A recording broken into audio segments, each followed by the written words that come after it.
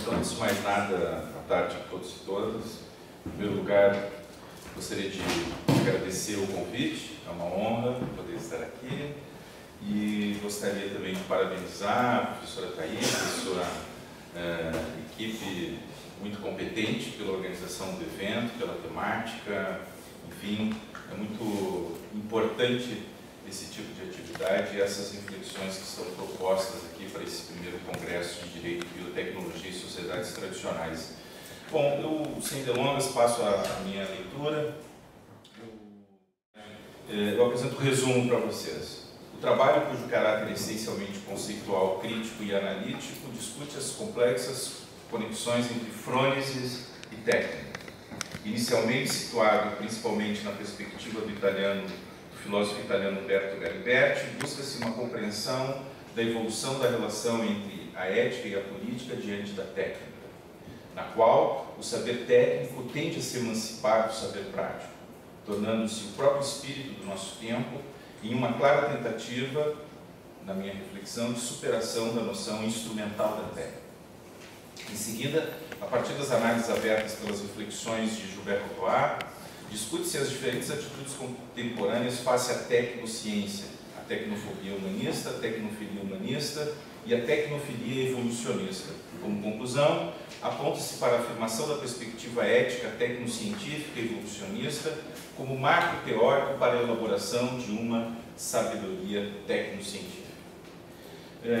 O roteiro de trabalho consiste no seguinte: uma introdução, uma segunda parte onde eu discuto as contradições entre frônesis e técnica, um subcapítulo, digamos assim, que eu intitulei A Grande Transformação ou a Inversão de uma Tradição. E, em seguida, passo a analisar a filosofia da tecnociência, onde serão abordadas a tecnofobia humanista pré-moderna, a tecnofilia humanista moderna e a tecnofilia evolucionista pós-moderna, por fim, a conclusão. Faço então a leitura do meu trabalho. A questão da tecnociência tornou-se o problema central da nossa época. A tecnociência hegemonizou o conjunto dos processos produtivos e tornou-se a principal ferramenta de base do atual modo de produção. Ela determina o padrão e a cadência da maioria dos processos produtivos, da fabricação industrial em massa aos laboratórios de manipulação genética. Determina também grande parte dos procedimentos de distribuição e consumo de todos os bens materiais e imateriais. Determina a maior parte do registro de todos os procedimentos comerciais, de administração, de fiscalização e de jurisdição. A tecnociência hegemonizou também o conjunto dos processos de subjetivação contemporâneos.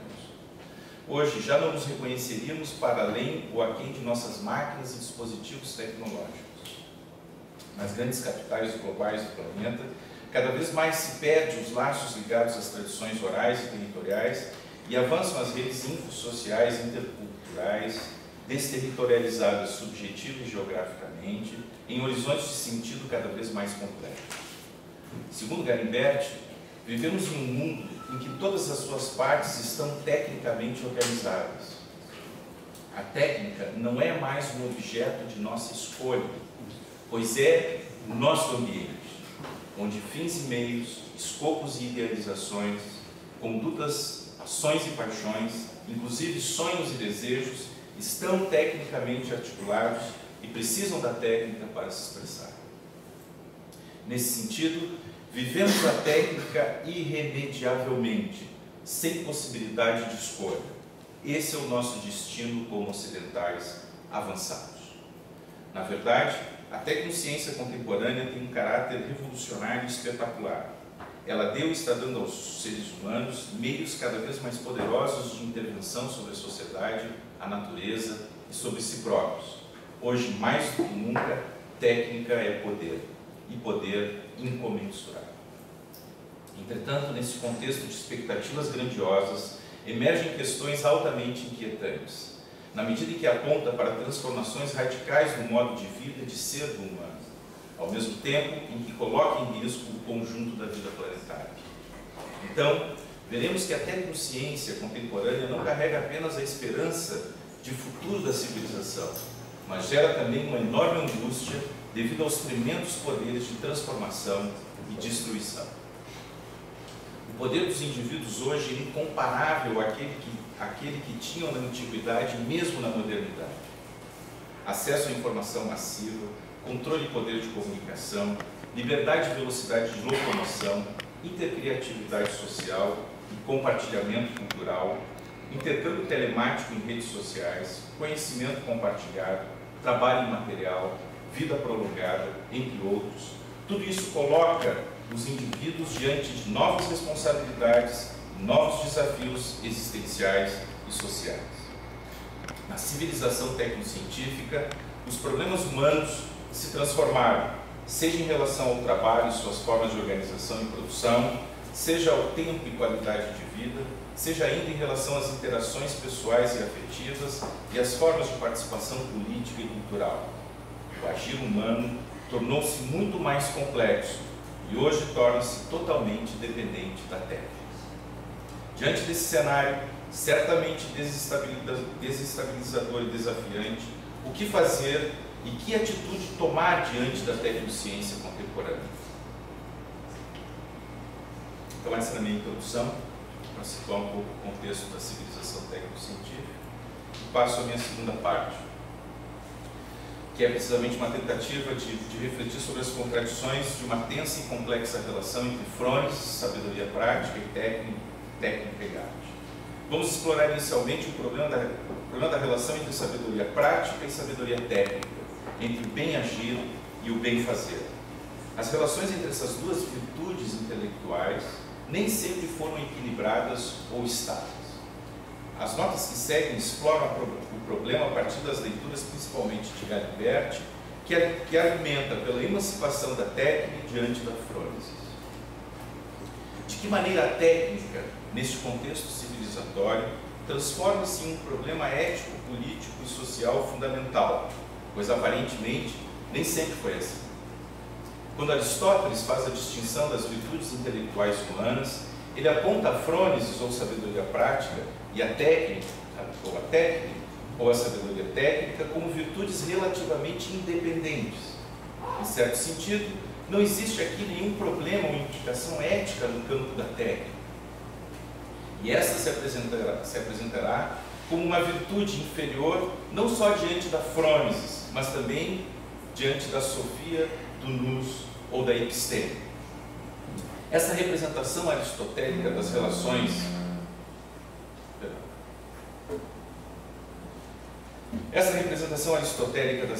entre técnica e sabedoria prática tem a ver com o lugar que a técnica ocupava na antiguidade. Ou seja, a técnica estava circunscrita no interior das determinações da natureza, cujos desígnios eram então compreendidos como eternos e imutáveis, e cujos limites eram intransponíveis. Na modernidade, a técnica, assim, na antiguidade, de fato, não impunha nenhuma questão ética ou política verdadeiramente relevante. Na modernidade industrial, acabamos por reduzir o sentido da técnica a uma representação essencialmente instrumental. Sendo definida como instrumento, a técnica não seria senão um meio a serviço do Estado, da ciência, da indústria, da economia, enfim, do ser humano. Essa representação instrumental não é um acaso ou mero equívoco teórico. Ela faz parte do magno imaginário da sociedade industrial altamente instrumentalizante.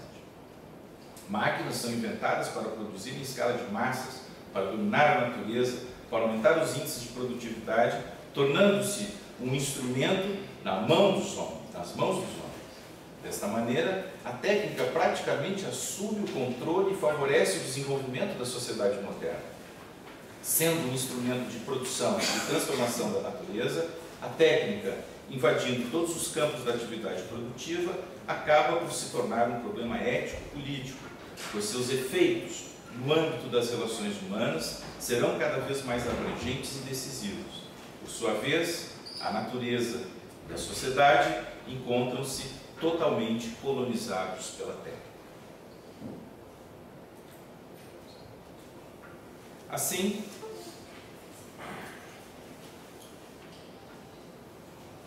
não sei se a minha leitura está está veloz demais, se ela está acessível e se os slides estão permitindo que vocês acompanhem pelo menos o núcleo das ideias centrais. Então, assim, na modernidade industrial, o problema principal será o de como bem utilizar a técnica, ou seja, trata-se basicamente de como manipular a técnica de forma correta e adequada para os processos, para o desenvolvimento dos processos produtivos e o intercâmbio social. Ética e técnica ainda são dimensões claramente distintas, mas já muito fortemente imbricadas. É só no fim da modernidade que Heidegger, Simondon e McLuhan, que estão entre os mais agudos pensadores da técnica no final do século, na segunda metade do século XX, se deram conta do reducionismo da concepção instrumental da técnica. Eles perceberam que a humanidade e a própria ciência nada seriam sem a técnica, que os modos de ser e perceber o mundo são inseparáveis dos meios técnicos, seja como instrumento de dominação e transformação da natureza, seja como extensão do corpo e da mente humanos. Compreenderam que o antagonismo entre ser humano e máquina e entre técnica e cultura é totalmente sem sentido e mesmo fortemente alienante. E que, por fim, a técnica tem um protagonismo central na escalada da civilização. Nessa perspectiva, a técnica não pode ser compreendida como uma atividade meramente mecânica, pois é uma virtude humana e intelectual cujo valor específico, o saber bem fazer, é incontestável. Inegavelmente, o homem só se tornou o que é em virtude da técnica. Ela não é o outro do humano, ela é, para o bem ou o mal, uma dimensão essencial da condição humana. Entretanto, a técnica, que antes era condicionada pelos desejos e necessidades humanos, agora os condiciona. A técnica deixa de ser simples meio manipulável para este ou aquele fim nas mãos dos homens, pois seu crescimento quantitativo e qualitativo parece ter transformado o homem, em grande parte, em instrumento da própria técnica, na medida em que a ação humana tornou-se técnica e dependente da técnica. Deste modo, a técnica não pode ser definida como um simples instrumento neutro disposto às mãos dos homens e suas arbitrariedades. Na verdade, hoje, mais do que nunca, é a técnica que, no limite, determina os modos como os indivíduos são, percebem e vivem o mundo e a si mesmos. 3 mitos centrais e onipresentes em torno do problema da técnica devem ser, antes de mais nada, desconstruídos. O mito da neutralidade, o mito da objetualidade e o mito da técnica como antítese do humano. Desse modo, poderíamos contribuir para a elaboração de uma teoria crítica dupla. De um lado,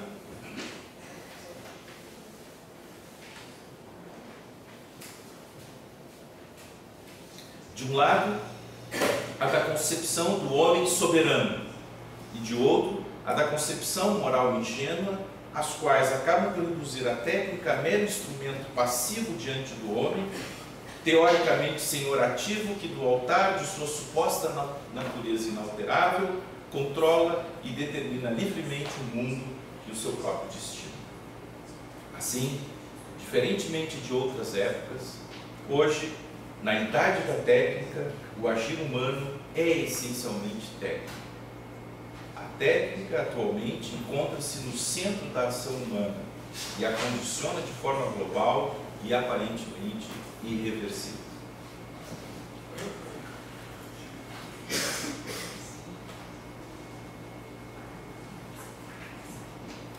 Então, o passo seguinte é tentar discutir exatamente essa perspectiva que o Galimberti nos aponta, que é de uma transformação da relação entre ética e técnica. Portanto, perceber que há uma inversão nessa configuração. Vamos lá. De acordo com Galimberti, o homem na idade da técnica experimenta uma profunda transformação daquela relação tradicional segundo a qual a técnica estava desde sempre subordinada à sabedoria prática, ética e política. Né? Fazer subordinado ao agir.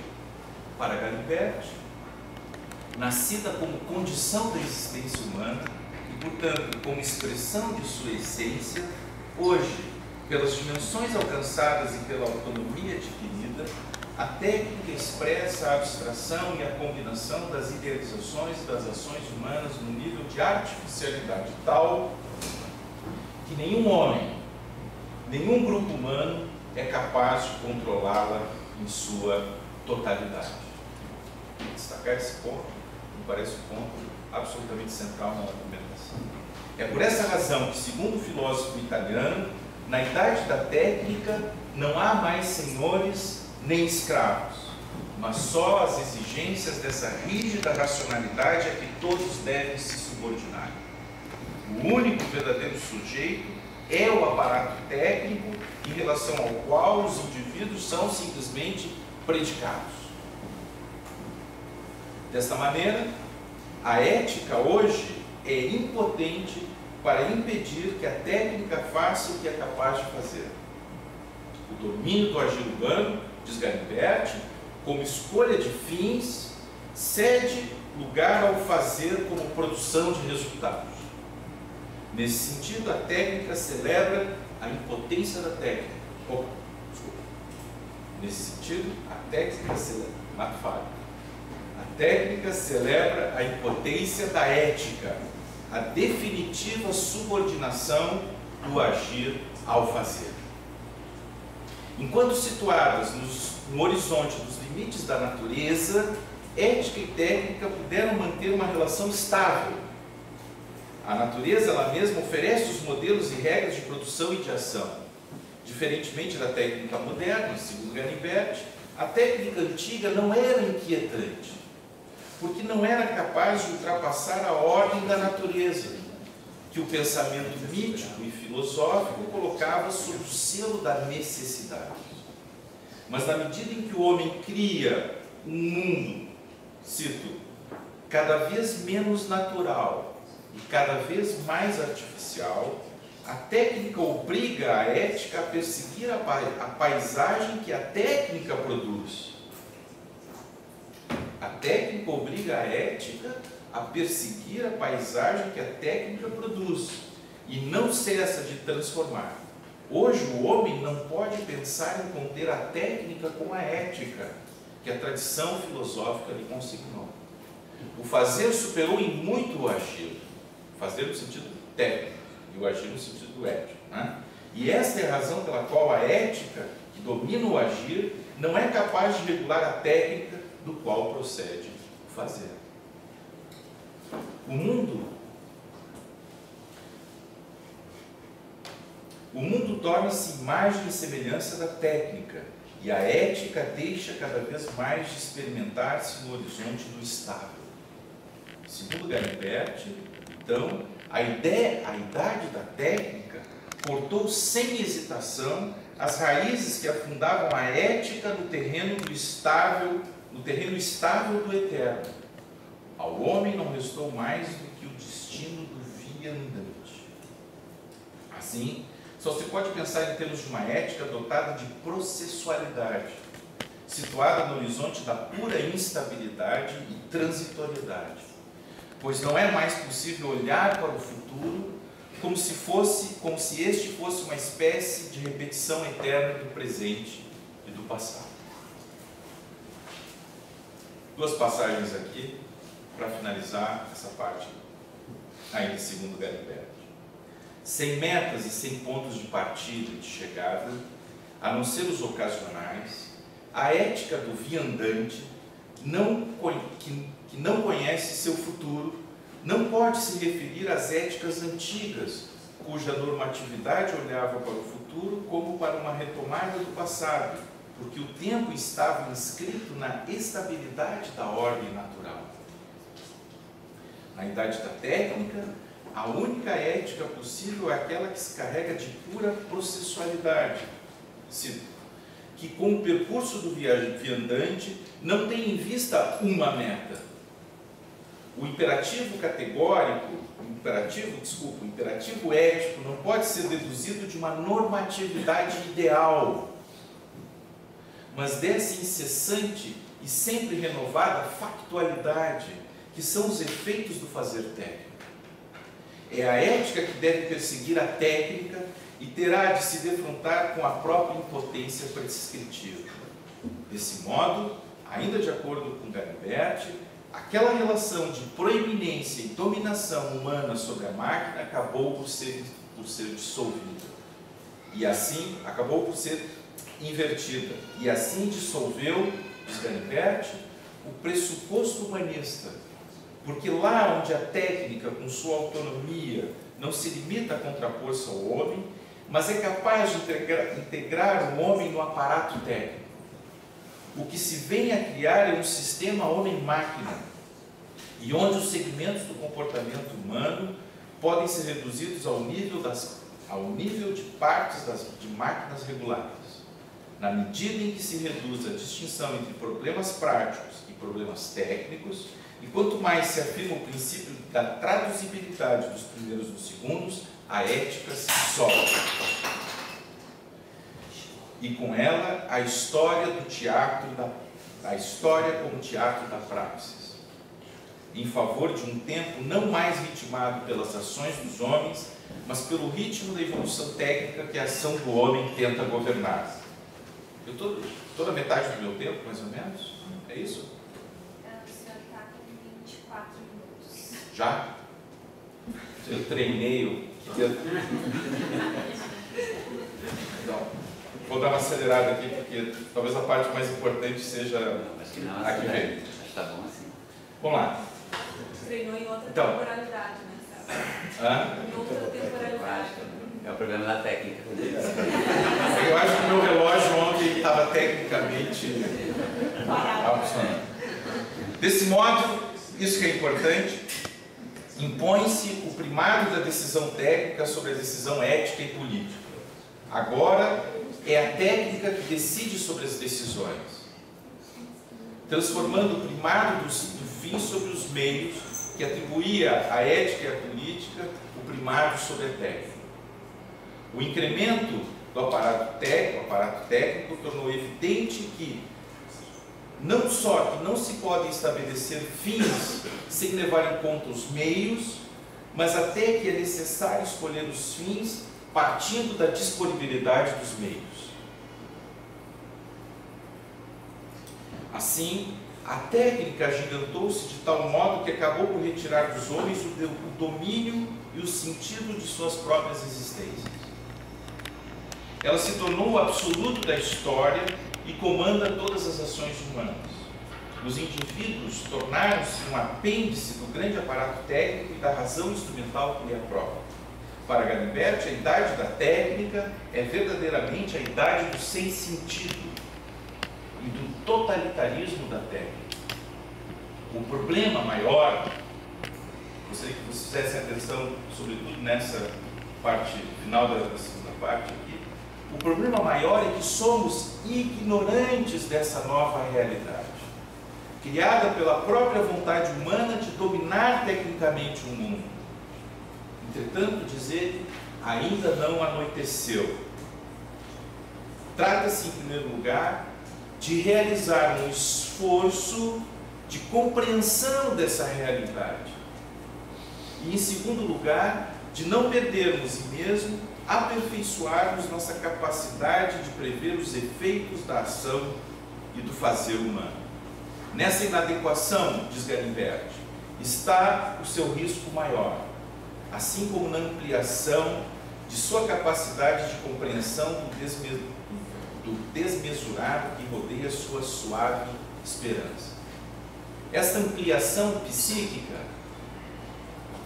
longe de ser o suficiente para dominar a técnica, evita pelo menos que a técnica aconteça sem que o homem o saiba, e de condição essencial para a existência humana se traduz em causa de sua extinção.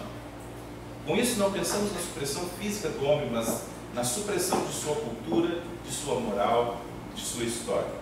De fato, é preciso evitar que a idade da técnica marque esse ponto absolutamente novo na história, e talvez irreversível, onde a pergunta não é mais o que nós podemos fazer com a técnica, mas o que a técnica pode fazer conosco. Vou partir para a minha segunda parte, vou tentar ser mais breve possível. Então, trata-se, diante desse cenário altamente complexo, de refletir sobre a sabedoria tecnocientífica, ou o que eu chamei aqui de filosofia da tecnociência, a partir de Gilbert Rotoir. Gilbert Rotoir pretende que existem três perspectivas filosóficas diante da tecnociência: a tecnofobia humanista, a tecnofilia humanista e a tecnofilia evolucionista. A tecnofobia humanista pré-moderna. A tecnofobia humanista é essencialmente pré-moderna, cujos fundamentos são metafísicos. A ideia de base é que a condição humana, caracterizada pela finitude, não pode ser superada. O limite é, ao mesmo tempo, uma impossibilidade e uma interdição. A tecnofobia é essencialmente idealista. Ela considera o mundo como algo inscrito na necessidade, estabilidade e eternidade das coisas. Para o idealismo, o mundo do espírito é o verdadeiro mundo. Por isso, a preocupação com mudanças físicas não são verdadeiramente relevantes para a humanidade. Sua destinação é imutável. A principal preocupação deve ser espiritual, ou seja, certa forma de vida que privilegia a simbolização, a atividade introvertida, o discurso interior e o desinvestimento do mundo, cuja forma de vida é a única digna do ser humano. Rotoir observa que, na perspectiva de Hans Jonas, um dos principais teóricos dessa corrente, dois grandes problemas se colocaram no horizonte da ação técnica humana: o da destruição ambiental e o da transformação da própria natureza humana. Por isso, a máxima subjacente ao imperativo do princípio de responsabilidade, ou princípio de responsabilidade de Jonas, é: age de tal modo que as consequências de tua ação sejam compatíveis com a permanência de uma vida autenticamente humana sobre a Terra.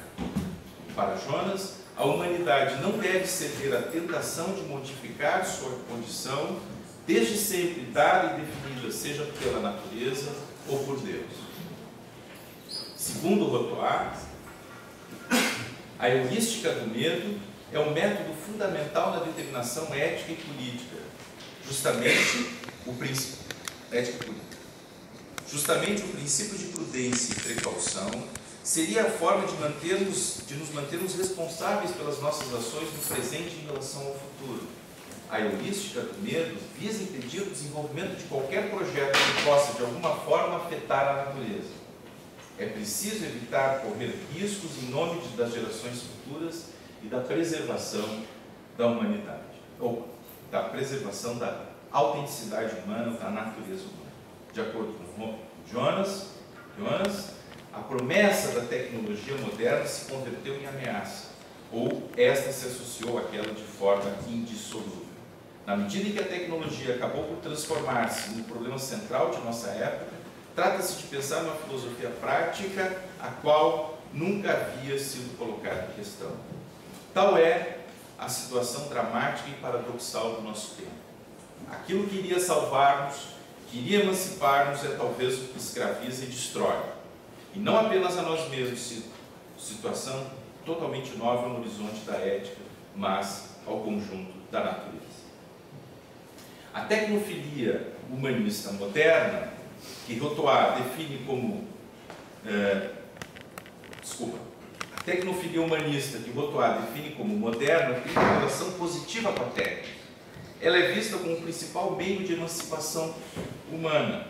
Sua forma geral é de um instrumentalismo antropocentrado, que tem como objetivo uma utopia universal e escatológica, de encontro do homem consigo mesmo e com a natureza. O humanismo tecnófilo considera possível uma finitude feliz, universalmente reconciliada e desprovida de qualquer nostalgia de supramundos. Para o humanismo tecnófilo materialista, o homem pode ser aperfeiçoado, mas não modificado. Simondon, segundo Rotoir, o principal representante dessa corrente considera fundamental a construção de uma cultura tecnocientífica. A oposição entre tecnociência e cultura é falaciosa e perigosa. É neste contexto de incompreensão que a tecnologia acaba sendo diabolizada, porque a cultura disponível não permite simbolizá-la de modo apropriado. O homem é, para Simondon, aquela liberdade inapreensível em ação no mundo material e que se serve da técnica para se emancipar sempre mais dos limites que lhe impõe o mundo físico, do qual seu corpo, com todos os seus órgãos, é parte. Finalmente, a tecnofilia evolucionista pós-moderna situa o homem concretamente no horizonte da evolução biocósmica. Ela não absolutiza nem eterniza a forma de vida humana, a qual não é nem imutável, nem não modificável, principalmente naquilo que se refere a todas as limitações que ela apresenta. De acordo com o evolucionismo tecnófilo, o futuro reservado à forma de vida humana depende dos seres humanos e de sua capacidade de vontade de intervenção no universo.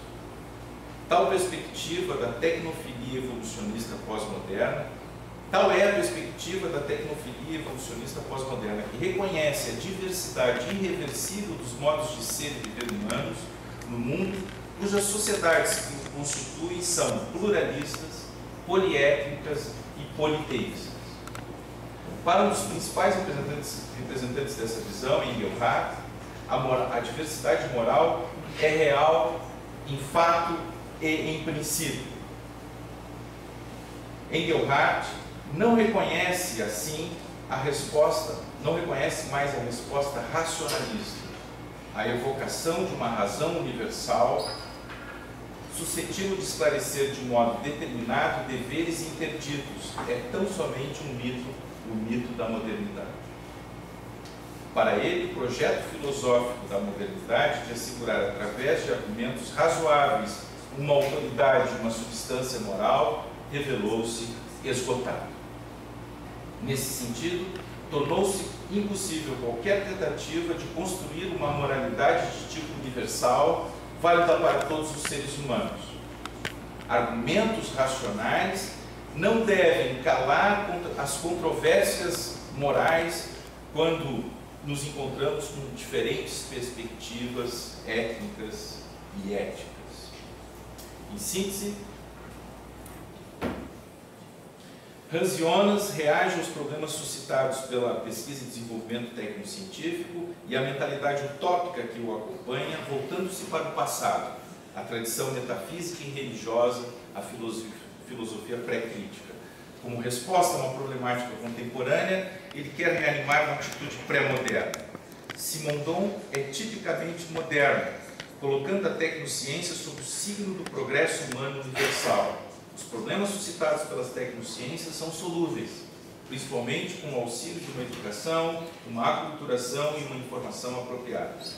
Engelhardt, por sua vez, não acredita nas respostas pré-modernas ou modernas para enfrentar os problemas políticos, morais e sociais colocados pela civilização poliética e tecnocientífica. É preciso aceitar a irredutível diversidade simbólica e cultural da humanidade e admitir que os indivíduos e coletividades exploram em diferentes direções os possíveis tecnocientíficos. Os problemas éticos, políticos e sociais verdadeiramente relevantes estarão concentrados em como tratar a imensa complexidade e diversidade das formas de vida e apropriação humanas da tecnociência da forma mais pacífica possível. Conclusão. Para concluir, em que pese a indiscutível importância das abordagens jonasiana e simondoniana, sem as quais uma filosofia crítica da tecnociência não poderia ser verdadeiramente pensada hoje, a tecnociência evolucionista apresenta-se como a perspectiva mais efetivamente promissora na elaboração de uma sabedoria tecnocientífica. Aquela que oferece as condições teóricas mais adequadas para enfrentar a complexidade dos problemas éticos e políticos colocados e emergentes na civilização tecnocientífica, na medida em que reconhece, primeiramente, a natureza indissociável do fazer técnico e do agir prático humano. E, em segundo lugar, o respeito à diversidade irreversível dos jogos de linguagem que estão presentes nas infinitas formas de vida existentes e por vir. E, por fim, a consciência de que os destinos e a evolução da humanidade dependem apenas de si mesmo. Nessa compreensão filosófica fundamental, pensamos encontrar elementos substanciais para a busca de uma verdadeira sabedoria técnico-científica, cuja determinação essencial não poderia ser outra senão a da eterna busca humana pela paz e pela beleza. Muito obrigado, desculpa por ter passado um pouco de tempo.